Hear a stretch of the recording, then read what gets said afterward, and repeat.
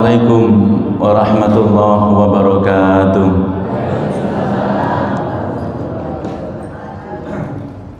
Bismillahirrahmanirrahim. Bismillahi masyaallah la yasuqul khaira illallah. Bismillahi masyaallah la yasrifus su'a illallah. Bismillahi masyaallah ma kana min ni'matin faminallah. Bismillahi masyaallah la hawla wa la quwata illa billahil aliyyil azim.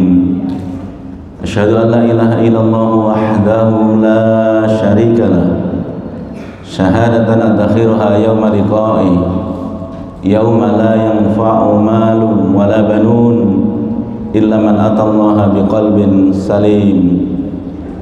Wa asyhadu anna Muhammadan abduhu wa rasuluh arsalahullahu rahmatan lil alamin, faballagha ar-risalah wa addal amanah wa nasahal ummah wa jahada fillahi haqqa jihadi sallallahu alaihi wa ala alihi wa sahbihi fasallama tasliman katsira. Amma ba'du, ayyuhal hadiruna wal hadirat rahimakumullah. Usikum wa nafsi bitaqwallahi faqad faza man ittaqa. Kama qala ta'ala fil Qur'anil Karim, a'udzu billahi minasy syaithanir rajim. Ya ayyuhalladzina amanu taqullaha haqqa tuqatih wa la tamutunna illa wa antum muslimun. Wa qala ya ayyuhan nasu taqu rabbakumul ladzi khalaqakum min nafsin wahidah wa khalaqa minha zawjaha wa batha minhuma rijalan katsiran wa nisaa wattaqullaha alladzi tasaaluna bihi wal arham innallaha kana 'alaikum raqiba. Wa qala an-nabiy sallallahu alaihi wasallam, khairun nas man tala umruhu wa hasuna 'amaluhu wa syarrun nas man tala umruhu wa sa'a amaluhu. Shadaqallahul azim wa shadaqa rasuluhul karim wa nahnu bidzalika minasy syahidin. Hadratul muhtaramin, para alim, para ulama, para ustadzah yang hadir di majelis ini, yang saya hormati, saya banggakan, pimpinan ranting Muhammadiyah Kedurus, pimpinan ranting Aisyah Kedurus, takmir Masjid Baitul Arqam yang dimuliakan oleh Allah, bapak-bapak, ibu-ibu, saudara-saudari, adik-adik semua yang hadir. Alhamdulillahirabbil alamin. Sehat semuanya? Sehat semuanya, alhamdulillah. Bersyukur kepada Allah atas segala karunia yang Allah berikan kepada kita. Hingga saat ini, hingga detik ini, Allah masih titipkan iman, Islam, kesehatan, kesempatan, dan semua fasilitas yang tidak bisa kita sebutkan satu persatu. Salawat serta salam senantiasa kita perbanyak, kita aturkan kepada baginda Nabi kita Muhammad sallallahu alaihi wasallam, seorang Rasul yang mulia, yang beberapa kali Allah Subhanahu wa taala puji beliau. Salah satu di antaranya Allah sampaikan, wa innaka la'ala khuluqin azim, dan sesungguhnya engkau Muhammad berada pada akhlak yang agung. Para jamaah rahimakumullah, tema kita hari ini menarik sekali untuk kita perhatikan sejenak. Tema kunci kebahagiaanmu adalah husnudzanmu atau prasangka baikmu kepada Allah. Kalimat itu sebenarnya kita ambil dari nasihatnya Al-Imam Asy-Syafi'i. Al-Imam Asy-Syafi'i, beliau mengatakan, Kul lilladzi mala'at tasya'umu qalbahu wa madha yudayyiku haulanal afaqa sirrus sa'adati husnu dhannika billadzi khalaqal hayata wa qassamal arzaqa. Beliau mengatakan, sampaikanlah, katakanlah kepada orang-orang yang di hatinya dipenuhi dengan rasa sedih, rasa kecewa, rasa yang bikin sesak dadanya, dan setiap hari, setiap saat semakin bertambah, hari bertambah waktu, yang dirasakan adalah kesempitan. Luasnya alam semesta ini tidak dia rasakan. Karena apa? Karena kebanyakan rasa sedih, rasa kecewa yang memenuhi hatinya. Hadirin, halo, pernah merasakan seperti itu, Pak? Sering. Ibu juga? Kayaknya itu dunia itu rasanya sempit gitu. Padahal kita ini kalau ditarik, kita ini bukan nggak ada satu titik, bahkan kalau ditarik ke atas kemudian dibandingkan dengan luasnya dunia yang kita huni ini. Tapi kenapa rasanya sempit, Pak? Kenapa? Banyaknya persoalan hidup yang kita hadapi. Kalau sudah seperti itu, para jamaah rahimakumullah, semangat untuk menjalankan aktivitas pun menurun. Mau berangkat berjamaah males, mau berangkat ke pengajian alah paling kok ya wis ketemu wong-wong iku ae wancet ae. Terus berangkat kerja juga seperti itu. Adik-adik juga pernah merasakan juga. Coba kalau ditanya kepada adik-adiknya yang mau berangkat sekolah kemudian malas, kenapa? Ada rasa yang seperti itu, ada rasa sedih, rasa macam-macam rasa yang dirasakan. Kalau sudah seperti itu, nasihat Al-Imam Asy-Syafi'i, beliau tadi mengatakan sirrus sa'adati, rahasia kebahagiaanmu, rahasia kesuksesanmu ya dalam urusan semua yang dihadapi itu adalah husnudzannika billadzi khalaqal hayata wa qassabal arzaqa. Prasangka baikmu kepada zat yang menciptakan kehidupan ini, wa qassamal arzaqa, dan yang membagi rizki-rizki. Kenapa di situ dikatakan wa qassamal arzaqa, para jamaah? Membagi rizki-rizki bukan hanya satu rizki. Kita ini seringkali ketika dikatakan rizki, gambarannya itu kalau ada uang. Gimana Bung G? Podo harusnya ngomong nih. Jadi kalau sedang ngomong rizki, seolah-olah hanya uang saja. Padahal tidak, para jamaah rahimakumullah. Keluasan hati panjenengan itu juga rizki dari Allah. Boleh jadi rizki yang berupa uang itu bentuknya seperti gajian setiap bulan pasti sekian juta, sekian ratus ribu, tetapi itu rasanya akan berbeda ketika kita betul-betul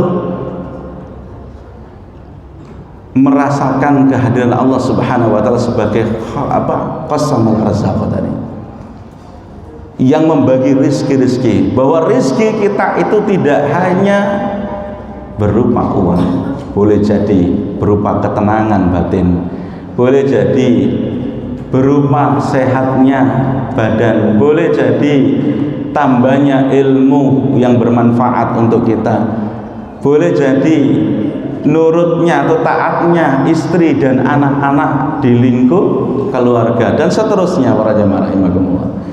Karenanya Al-Imam Asy-Syafi'i mengatakan wa qassamal arzaqa. Beliau tidak mengatakan wa qassamar rizqi. Hadirin rahimakumullah. Kenapa tema ini menjadi menarik? Sekali lagi bahwa al-hayat hiyal muskilah. Hidup itu dipenuhi dengan persoalan. Tidak ada orang yang tidak punya masalah, termasuk yang hadir di masjid ini. Meskipun ketok itu senyum, ketok itu tenang, teduh ketika kita lihat saudara kita, tapi kalau ditanyakan kira-kira ada masalah, 100% Pak, jawabannya pasti ada. Nggih napa nggih? Karena itu konsepnya al-hayat ya muskilah. Hidup itu persoalan, hidup itu masalah. Ada yang diuji dengan kesendiriannya, jomblonya. Nomor di sini yang jomblo ada? Nggih. Ada yang diuji dengan kehadiran istri. Ternyata yang awalnya dulu gambarannya tuh nek ana bojo, nek ana wong wedok pasti tenang gitu kan, sakinah, mawaddah, warahmah dan seterusnya. Tapi ketika dijalani kehidupan muncul persoalan. Bahkan tingkat persoalannya mungkin levelnya naik. Yang awalnya dulu waktu sendirian, urusannya itu mungkin hanya urusan cari pekerjaan, cari hiburan dan seterusnya. Tapi begitu ada gandengan, ada istri, ya, ada suami, persoalannya meningkat. Begitu juga ketika muncul anak dan seterusnya para jamaah rahimakumullah. Maka yang perlu kita maknai bahwa ternyata persoalan itu akan muncul di setiap level. Masalah itu akan Allah hadirkan di setiap level para jamaah rahimakumullah. Karena kita butuh dalam menghadapi kehidupan atau mengarungi kehidupan ini, kita butuh modal. Dan modal yang utama seperti yang disampaikan oleh Al-Imam Asy-Syafi'i adalah husnudzon kita kepada Allah. Kenapa harus husnudzon kepada Allah? Karena kita nggak tahu ke depan ini apa yang akan Allah hadirkan dalam kehidupan ini. Boleh jadi panjenengan sudah buat perencanaan selama 1 tahun ke depan, begini tahapannya dibuat. Tapi Allah Subhanahu wa Ta'ala sekali lagi yang menentukan. Bukankah kita meyakini satu ayat yang sering disampaikan oleh para imam kita, para kiai dan ustaz-ustaz kita, wa ma tadri nafsun madza taksibu ghadan wa ma tadri nafsun bi ayyi ardin tamut. Seorang tidak akan pernah tahu apa yang ia lakukan besok hari, dan dia juga tidak tahu di bumi mana dia akan meninggal dunia. Nah, ini yang perlu diyakini para jemaah. Karena kita tidak tahu, artinya masa depan kita nggak usah ngomong yang terlalu jauh 1 tahun para jemaah rahmatullah. Di ayat itu Allah sampaikan dengan bahasa besok. Artinya besok itu sangat dekat kan, besok berapa jam lagi kita akan ketemu dengan hari esok.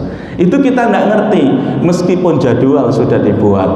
Yang tadinya jam 6, ternyata kita mulai jam 6 lebih 1/4. Loh, ini kan bagian dari cara Allah Subhanahu wa Ta'ala mendidik kita, bahwa kita tidak pernah tahu. Boleh jadi jadwalnya jam 6 tapi mundur seberapa jam, wis gak apa-apa Ustaz, yang penting masuk kajiannya. Alhamdulillah. Hadirin rahimakumullah, saya jadi teringat tentang hadis qudsi yang sangat masyhur di kalangan kita, populer di telinga kita. Suatu ketika Rasulullah SAW bersabda, menyampaikan, yaqulullahu ta'ala, Allah Subhanahu wa Ta'ala berfirman, ana idza dhanni 'abdi bi wa ana ma'ahu idza dzakarani fa in dzakarani fi nafsihi dzakartuhu fi nafsi wa in dzakarani fi mala'in dzakartuhu fi mala'in khairin minhum wa in taqarraba ilayya bi shibrin taqarrabtu ilayhi dhira'an wa in taqarraba ilayya dhira'an taqarrabtu ilayhi ba'an wa in atani yamshi ataituhu harwalatan. Yang artinya, saya, kata Allah, sesuai dengan prasangka hambaku kepadaku. Jadi Allah itu akan merespon sesuai dengan prasangka kita kepada Allah. Coba perhatikan bagaimana Allah Subhanahu wa taala menyampaikan firman-Nya melalui sang Rasulullah ini. Aku tergantung prasangka hambaku kepadaku. Ini mendorong kita supaya kita punya perhatian kepada Allah dalam bentuk prasangka. Ibadah hati para jamaah rahimahullah. Ibadah hati sekali lagi. Dan Allah Subhanahu wa taala sampaikan setelah kalimat itu, Allah sampaikan wa ana ma'ahu idza dzakarani, dan aku bersamanya. Aku akan selalu menyertainya ketika hamba ini mengingatku. Yang luar biasa lagi adalah cara Allah membalas respon atau merespon prasangka kita kepadanya. Ini yang luar biasa. Atau cara kita mendekat kepada Allah, itu yang luar biasa. Disampaikan di hadis qudsi ini, kalau seseorang itu mengingat Allah dalam kesendiriannya, dalam hatinya, maka Allah akan meresponnya atau mengingatnya dalam dirinya. Kalau orang itu atau hamba itu mengingat Allah pada kondisi yang seperti ini di sebuah jamaah, maka Allah akan merespon. Dia mengatakan, aku akan mengingat-ingatnya atau akan menyebut-nyebutnya dalam jamaah yang lebih baik. Jadi kalau ini jamaahnya terdiri dari sama-sama manusia hamba Allah, tapi kalau Allah Subhanahu wa taala menyebut di sebuah jamaah atau perkumpulan itu, jamaahnya itu para malaikat, maka dikatakan khairim minhum. Kalau seorang hamba itu datang kepada Allah, mendekat kepada Allah dengan satu jengkal, maka Allah akan mendekatinya satu hasta. Kalau ia mendekat kepadaku satu hasta, kata Allah, maka aku akan mendekatinya satu depa. Kalau dia datang kepadaku dengan berjalan, maka aku datang kepadanya dengan berjalan cepat. Jamaah rahimakumullah, ini mendorong kita, memotivasi kita supaya tetap bergantung kepada Allah Subhanahu wa taala dalam kondisi apapun, situasi seperti apapun. Kita diperintahkan Allah untuk mengingat kepadanya dan mendekat kepadanya, mengingat dan mendekat dalam kondisi apapun. Dan ini berkaitan dengan husnudzan kita kepada Allah Subhanahu wa taala. Sekali lagi, hadis qudsi ini mendorong kita untuk meletakkan husnudzan kita kepada Allah dalam kondisi apapun. Para jamaah rahimakumullah, suatu ketika Rasulullah SAW bersabda, ala inna sil'atallahi ghaliyah, ala inna sil'atallahi al-jannah. Ketahuilah, barang dagangan Allah itu sangat mahal. Ketahuilah, barang dagangan Allah itu adalah al-jannah. Barang dagangan Allah itu apa para jamaah? Al-jannah, surga. Artinya surga itu mahal. Surga itu tidak bisa ditukar dengan amal kita sebenarnya. Karena ada dalam sebuah riwayat dikatakan, ketika seseorang dimasukkan ke dalam surga Allah, kemudian ditanya, dengan apa kau masuk surganya Allah? Karena orang ini merasa dirinya tidak pernah bermaksiat kepada Allah, seluruh hidupnya digunakan untuk beribadah kepada Allah. Dia mengatakan, karena ibadahku. Maka ketika ditimbang dengan satu nikmat bagian dari penglihatannya atau matanya, maka sudah tidak imbang antara nikmat yang Allah berikan dengan ibadah yang ia suguhkan kepada Allah. Hadirin, maka dikatakan ala inna sil'atallahi ghaliyah, ala inna sil'atallahi al-jannah. Dagangan Allah itu mahal, dagangan Allah itu adalah al-jannah. Sudah tahu bahwa dagangan Allah yang berupa jannah itu sangat mahal, yang tidak bisa kita tukar dengan ibadah kita yang biasa-biasa saja seperti ini. Loh, Rasul itu di kesempatan yang lain itu memotivasi kita supaya minta surganya, jangan yang biasa-biasa saja. Beliau mengatakan, idza sa'altumullah fas'alul firdaus. Kalau kamu minta sama Allah, ojo nanggung-nanggung, minta surga firdaus. Loh, ini Rasul. Ini Rasul. Padahal Rasul tahu kualitas ibadah umatnya. Kualitas ibadah umatnya, apalagi umat yang tidak pernah ketemu dengan beliau, tidak pernah ketemu dengan sahabat beliau, tidak juga dikatakan tabiin atau tabiut tabiin. Kita ini kan generasi akhir, dikatakan umat akhir zaman. Cobaan kita luar biasa banyak, pengalian kita luar biasa banyak. Bahkan dari satu makhluk yang disebut dengan apa nih, setan kotak nih, niki mawon luar biasa pengalian kita. Al-zikrillah, dari mengingat Allah Subhanahu wa taala. Maka bagaimana kalau diukur dengan kualitas ibadah kita, terus kita berharap dengan surganya Allah? Rasanya tidak mungkin kayaknya, Pak. Tapi Rasul tidak mengatakan seperti itu. Kenapa? Karena Rasul ingin menanamkan kepada umatnya supaya tetap menaruh husnudzon kepada Allah. Tidak ada yang tidak mungkin bagi Allah Subhanahu wa taala. Boleh jadi ibadah kita biasa-biasa saja, amal kita biasa-biasa saja, sedekah kita juga biasa-biasa saja. Tapi menurut Allah Subhanahu wa taala, kalau panjenengan layak diberikan kesempatan untuk masuk surganya Allah, tidak ada yang tidak mungkin. Ada yang mengatakan, Ustaz, memang kita tidak pernah ketemu dengan Rasul, kita tidak pernah bertemu dengan para sahabat Nabi, tapi bukankah Nabi pernah mengatakan, ana mustaqun bi ahwani, saya rindu kepada saudara-saudaraku. Ketika ditanyakan oleh para sahabat, qalu lasna ikhwanaka ya Rasulullah, bukankah kami ini saudara-saudaramu Rasulullah? Rasul mengatakan, la bal antum ashabi, bukan, kalian bukan saudaraku, tapi kalian sahabat-sahabatku. Ikhwani alladzina yu'minuna bi wa lam yarawni. Beliau mengatakan seperti itu, saudara-saudaraku adalah orang yang tidak pernah bertemu denganku, tapi mereka mengimaniku. Hadirin, para ulama mengatakan ujian kita hari ini jauh lebih berat dibandingkan ujian para sahabat. Ada yang mengatakan seperti itu. Kenapa? Kenapa? Kalau para sahabat ada Rasul, ada Rasul yang menemani. Sementara kita tidak pernah bertemu dengan Rasul. Ketika ada persoalan, kita harus buka-buka dulu petunjuk yang namanya Al-Quran dan As-Sunnah. Kita harus tanya dulu kepada orang-orang soleh yang kita anggap mengerti agama itu.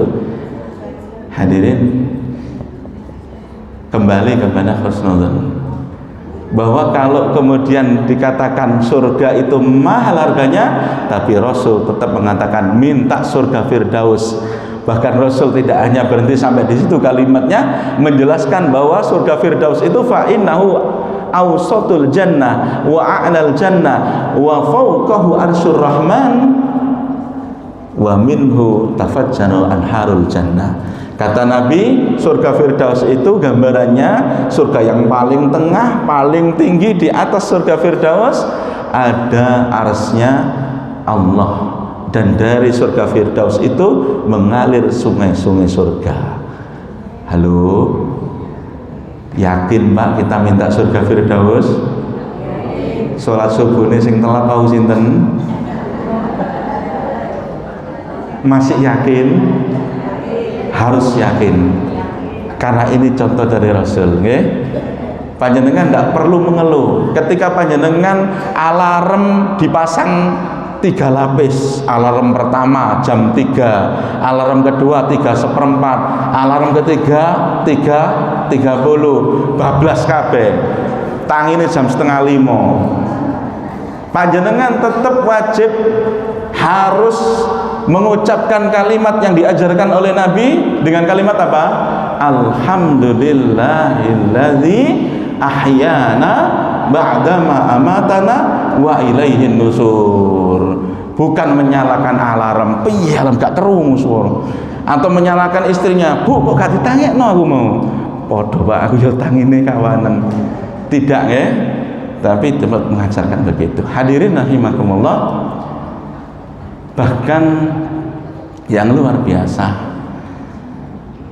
Sahabat mulia Ibnu Mas'ud radhiyallahu an beliau mengatakan saking pentingnya husnudzon kepada Allah, beliau mengatakan walladzi la ilaha ghairuhu ma'u'tiya 'abdun mu'minun syai'an khairan min husnidzanni ta'ala.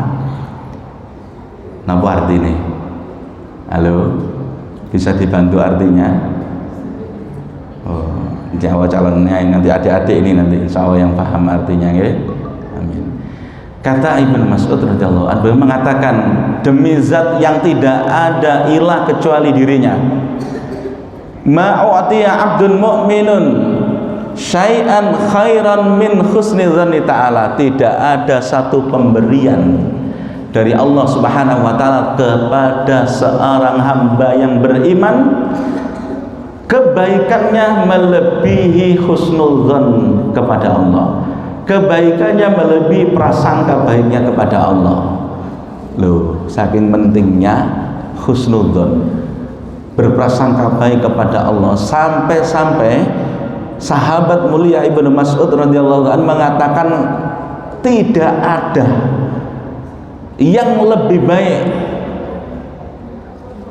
satu pemberian dari Allah yang diberikan kepada hamba yang beriman itu melebihi husnudzon kepada Allah. Jadi kalau panjenengan bangun, Mbak, tok kesiangan, kawanan, karipan, jangan buru-buru menyalahkan yang perlu disalahkan, bahkan termasuk diri kita sendiri. Okay? Istighfar boleh, tapi tunggu dulu, jangan-jangan ada cara Allah. Bukankah tidur, istirahat itu juga nikmat Allah Subhanahu wa ta'ala, dan hak prerogatif Allah, hak sepenuhnya Allah untuk mengembalikan roh seseorang supaya terbangun kembali kapan waktunya. Halo, setuju? Sepakat nggih? Jadi jangan pernah menyalahkan keadaan, apalagi menyalahkan orang lain, bentuknya apapun. Ini kalau mengambil contoh masalah bangun tidur, kan banyak persoalan yang kita hadapi, banyak sekali ya Pak Ibu rahimakumullah. Saya berbicara seperti ini karena apa? Saya juga merasakan banyak persoalan yang terkadang kita ini buru-buru mencari alasan untuk apa? Menyalahkan orang lain, menyalahkan keadaan dan seterusnya. Kita ini sering terjebak di situ. Kita lupa harus khusyukan kepada Allah Subhanahu wa taala. Hadirin rahimakumullah. Mumpung masih ada waktu, masih cukup ya. Sampai jam berapa kira-kira? Ada waktu nggih? Saya ambil beberapa contoh. Kalau dikatakan asadun nasi balaan al-anbiya wal mursalin, bahwa orang yang atau manusia yang paling besar ujiannya adalah para nabi dan para rasul, kita ambil contoh-contoh yang Allah Subhanahu wa taala berikan dalam Al-Qur'an. Misalnya contoh tentang Nabi Ayub alaihissalam. Panjenengan tepang Nabi Ayub, kenal dengan Nabi Ayub? Oh, tahu tapi nggak kenal. Alhamdulillah tidak terjebak dengan pertanyaan. Karena waktu dahulu kita tanggapan kenal Nabi Musa, kenal. Hebat orang-orang ini, hidup di zaman Fir'aun ternyata. Hadirin rahimakumullah, Nabi Ayub alaihissalam. Kita tahu Nabi Ayub itu nabi yang diberikan Allah Subhanahu wa taala kenikmatan yang luar biasa awalnya. Selama hidup 70 tahun diberikan fasilitas oleh Allah Subhanahu wa taala berupa pasangan hidup yang setia, yang salihah, anak-anak yang sehat-sehat dan saleh-salihah. Kemudian perkebunannya, pertaniannya luar biasa subur, makmur. Kemudian diberi oleh Allah Subhanahu wa taala peternakan, karena zaman dulu itu ukuran kekayaan itu tidak lepas dari napa? Rojo koyo dan pertanian. Hadirin rahimakumullah, tidak cukup sampai di situ, budaknya juga banyak sekali. Salah satu indikasi dulu kalau orang kaya itu punya budak, dan budaknya tidak satu, banyak sekali. Kemudian oleh Allah setelah 70 tahun hidup, Dengan fasilitas yang luar biasa itu Allah cabut satu persatu. Dimulai dari anaknya meninggal, diambil satu persatu. Kemudian hartanya habis satu persatu. Kemudian yang paling parah lagi adalah diberi penyakit yang tidak ada obatnya. Penyakitnya parah. Ada yang mengatakan penyakitnya adalah jenis cacar. Dan yang pertama kali terkena penyakit cacar itu adalah Nabi Ayub misalnya. Itu beliau rasakan itu belasan tahun. Memang ada yang mengatakan 3 tahun, ada yang mengatakan 7 tahun, tapi yang paling kuat ada yang mengatakan 18 tahun lamanya beliau menderita seperti itu. Masyarakatnya tidak mau mendekat. Beliau dikucilkan, ditaruh di sebuah tempat.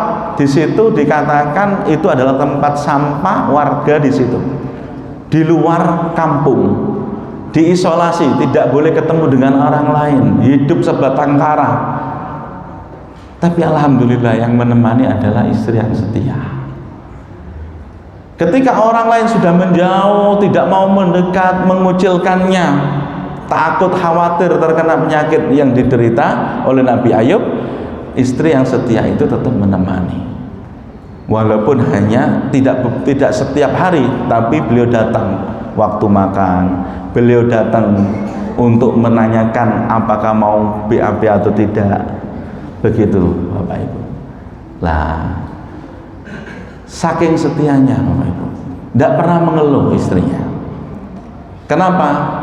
Karena didikan Nabi Ayub yang meletakkan husnudzon kepada Allah dalam hatinya dan luar biasa.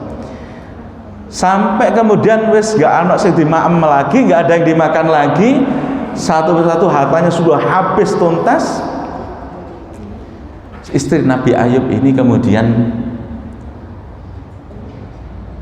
menjual gelungan atau ikatan rambutnya. Satu dijual. Ada makanan datang, kok biasanya nggak ada makanan, kok sekarang ada makanan? Tanya Nabi Ayub, dari mana ini? Dia mengatakan aku bekerja begini. Dia masih menutupi supaya apa? Nabi Ayub tetap mau makan dan tidak bersedih. Tapi Nabi Ayub tidak mau. Besoknya begitu lagi ya, sampai habis makanan itu. Begitu habis, dia menjual lagi gelungan yang terakhir sampai gundul, sampai habis, tidak ada rambut lagi. Akhirnya didesak oleh Nabi Ayub, ngakulah istrinya itu, nggih Pak, sebenarnya saya tidak bekerja lagi karena tidak ada orang yang mau pakai saya lagi. Kenapa? Mereka takut tertular penyakit yang Bapak derita melalui saya. Kenapa? Karena yang berinteraksi, yang bertemu dengan Bapak hanyalah saya. Sehingga masyarakat takut memakai jasa istri Nabi Ayub. Sehingga gelungan terakhir dari rambutnya itu dijual juga. Maka Nabi Ayub kemudian merasakan kesedihan banyak marah. Walaupun hatinya tetap yakin dengan pertolongan Allah, yakin dengan rencana Allah, yakin dengan skenario Allah. Maka kemudian dalam Al-Quran diabadikan, wa ayyuba idznada rabbahu anni masaniyadhurru wa anta arhamur rahimin. Loh, coba panjenengan di saat didorong oleh istrinya, Pak, cobalah minta kepada Allah. Bukankah panjenengan ini orang soleh, orang yang dekat dengan Allah? Minta sama Allah, yakin pasti Allah akan mengabulkan semua permintaanmu. Nabi Ayub mengatakan apa? Kita ini hidup selama 70 tahun, diberikan oleh Allah Subhanahu wa taala fasilitas, kenikmatan yang luar biasa, tidak ada kurangnya, Bu. Terus dengan persoalan yang kita hadapi ini, apakah saya harus mengadukan?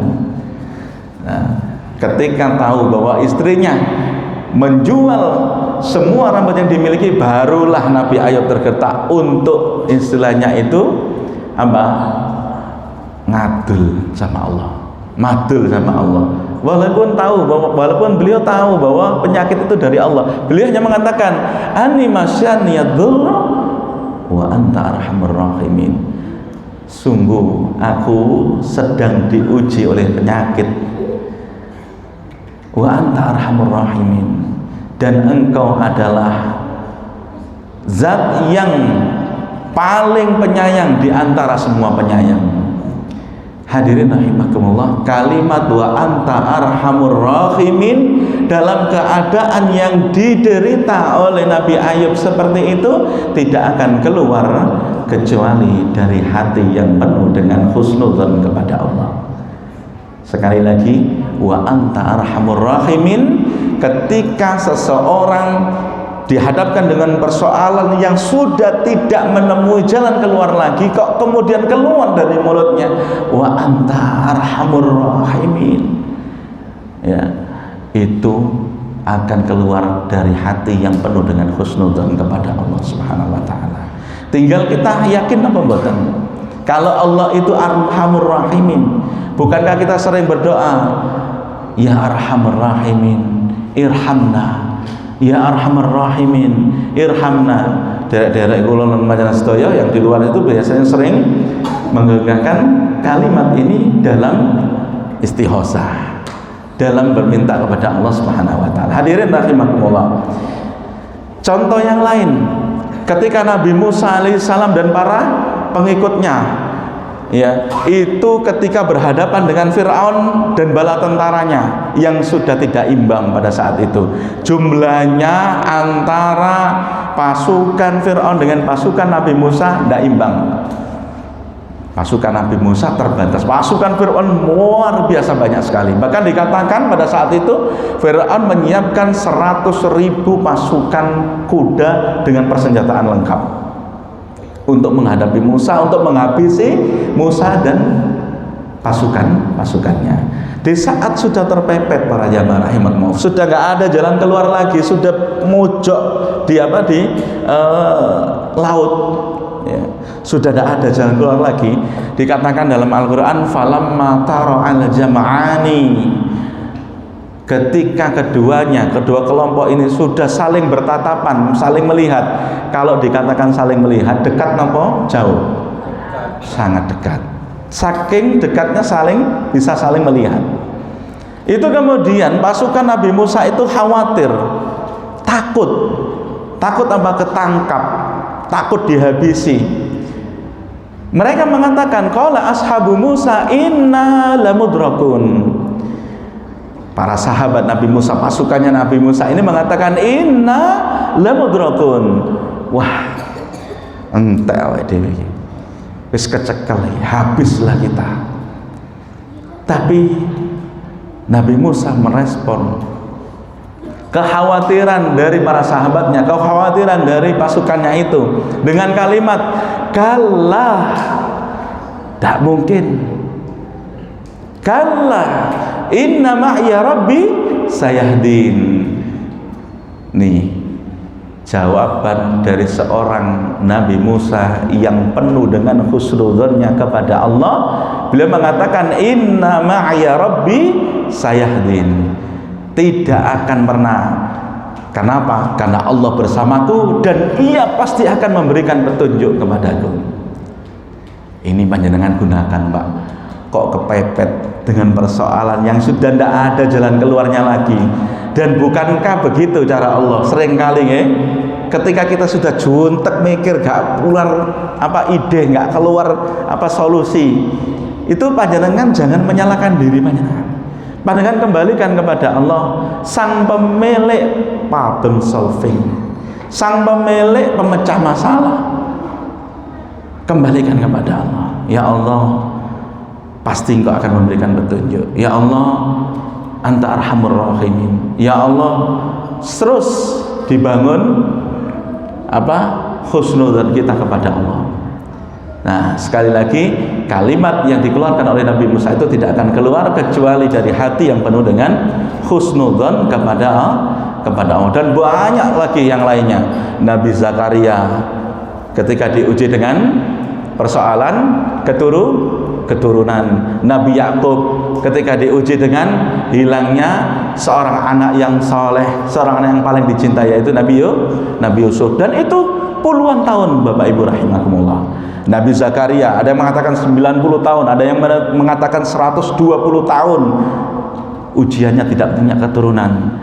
Begitu juga dengan Nabi Ibrahim alaihissalam, hampir sama. Dan semuanya kalimat-kalimat yang dikeluarkan oleh orang-orang soleh itu kalimat yang penuh dengan husnudzon kepada Allah, prasangka baik kepada Allah Subhanahu wa taala. Contoh misalkan kalimat Nabi Yunus alaihissalam, bagaimana kalimatnya ketika ada di perut paus yang di situ berlapis kegelapannya, la ilaha illa anta subhanaka inni kuntu minal zalimin. Adakah permintaan beliau supaya dikeluarkan dari perut ikan? Tidak ada. Tapi yang penuh dengan yang beliau sampaikan adalah kepasrahan yang luar biasa, dan itu muncul dari hati yang penuh husnudzon kepada Allah. Sekali lagi, husnudzon kepada Allah ini adalah modal bagi kita. Kalau sudah husnudzon kepada Allah tertanam dalam hati, dalam sanubari kita para jamaah rahimakumullah, maka level husnudzon kepada makhluknya Allah pun akan hadir dalam kehidupan kita. Sekali lagi, mafhum mukhalafahnya, kalau husnudzon kepada Allah itu tertanam dalam sanubari kita, dalam pikiran dan hati kita, maka akan muncul husnudzon kepada makhluknya Allah. Seperti apapun perangainya makhluknya Allah yang unik-unik ini, kita tidak buru-buru menghakiminya, kita tidak buru-buru menyakitinya atau bahkan menghardinya. Insya Allah kita akan munculkan cara pandang kita terhadap makhluk-makhluknya Allah dengan cara pandang yang penuh dengan husnudzon. Saya kira itu para jamaah rahimakumullah. Nggih, waktunya sudah masuk karena nggih. Nggih. Sebelum saya akhiri tadi disampaikan, monggo Ustaz saya kembalikan ke antum dulu. Barangkali ada pertanyaan 1 2, monggo. Jangan banyak-banyak nggih.